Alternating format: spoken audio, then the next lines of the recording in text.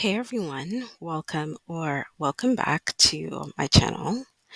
And for today, we're just going to continue off with reading the second chapter and continue from where we left off on the last chapter. This will be a narration slash reaction and a little bit of a breakdown from what I gathered from this chapter. So we're just going to head right into it. When Pete's grandmother went seeking for him, she found him sobbing in his room. "What's wrong?" she inquired. Pete kept on crying. He was speechless. Although she didn't press too hard, his grandmother tightly held him. The youngster eventually became calmer and began to speak. "Do you know Master Vegas, the Tirapanyakul's family older son, Grandma?" The younger boy's gorgeous, bulging eyes met the woman's right away. "Of course, dear, I know who he is." "He seems incredibly kind and tall," the boy said. "Don't you think he's very attractive and tall?" Now that you bring it up, you're absolutely right," she replied as she gave him a loving gaze. "He is incredibly nice and tall. I also think he's very unique and intelligent." "Oh, I get it." His grandma was an extremely sharp lady. She was already aware of how her grandson looked at the Tirapanyakul's family son. "He was with his cousins today. They were admiring a stunning motorcycle, but when I turned to look at it, they all burst out laughing because they claimed I was looking at it in the same manner I look at Master Vegas." His grandmother realized what had happened right away. She really did adore her grandson. She therefore disliked the idea of Pete becoming wounded. She reasoned that if Pete began thinking about Master Vegas that way, he would only end up hurt.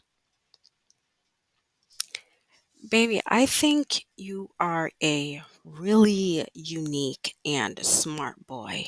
You're also nice and tall, like Master Vegas, but you know, he comes from a prominent family who lead very busy lives. As a result, we should stay out of their way because they constantly have very important things to do." They might have started laughing because they found it amusing that you like such a busy person like him.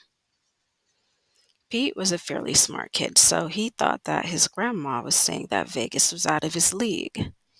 He'd obviously embarrassed himself by revealing to everyone how he felt about Vegas.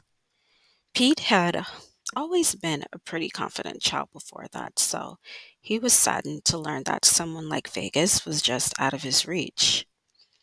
He held his grandma as he cleaned his own face. Then he kissed her. "You're right, Grandma. I should stay out of their way," he said as he smiled bitterly.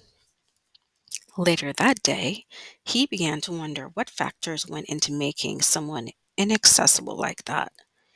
He came to the conclusion that a number of elements were taken into account in such a situation. Surely, one of those things had to be beauty. Vegas, in his opinion, was incredibly attractive.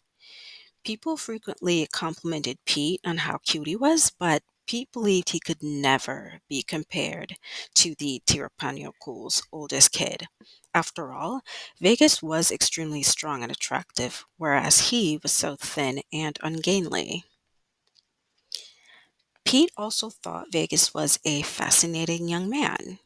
He was adored and admired by those who knew him.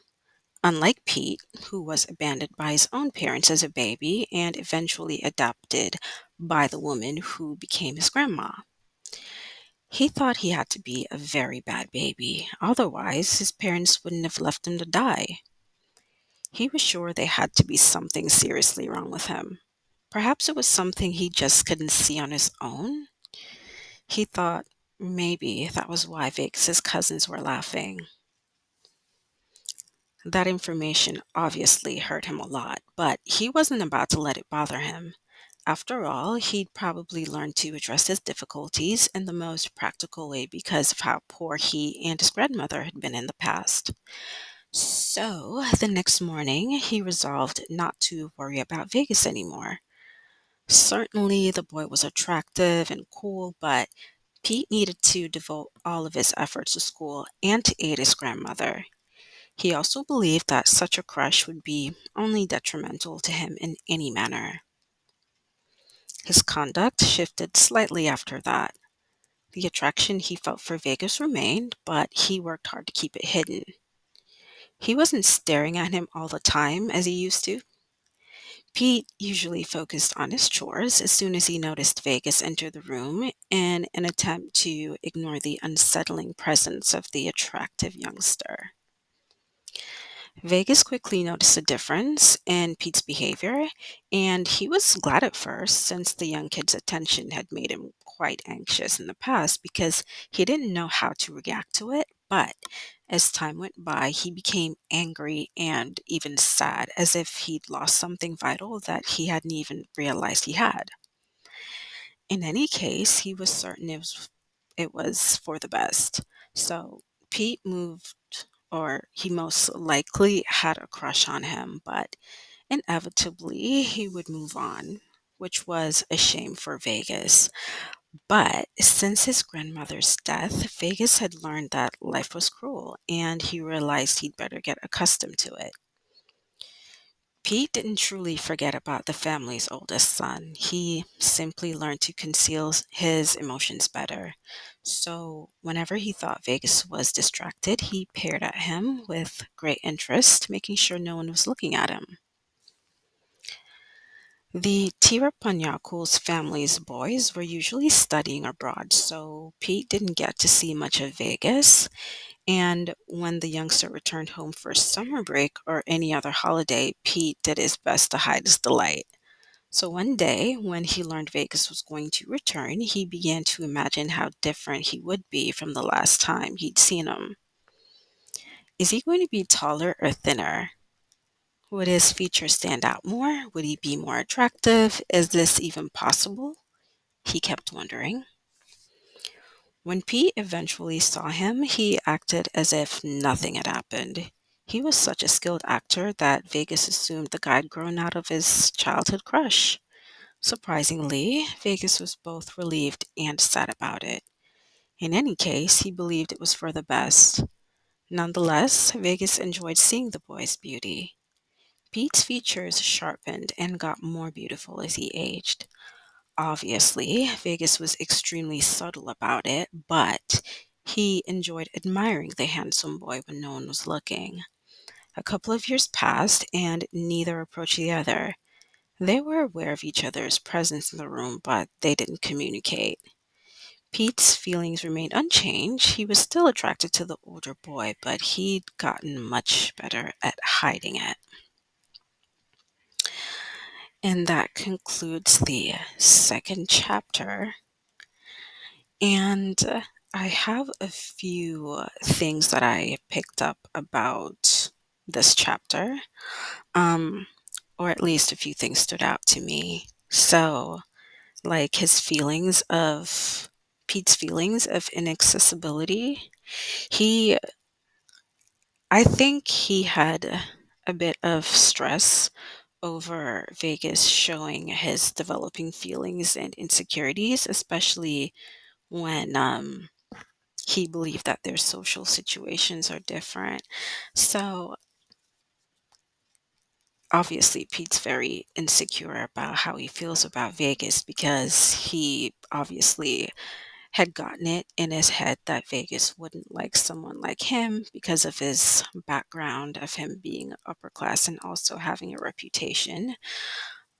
So that kind of fucked with Pete's confidence, to say the least.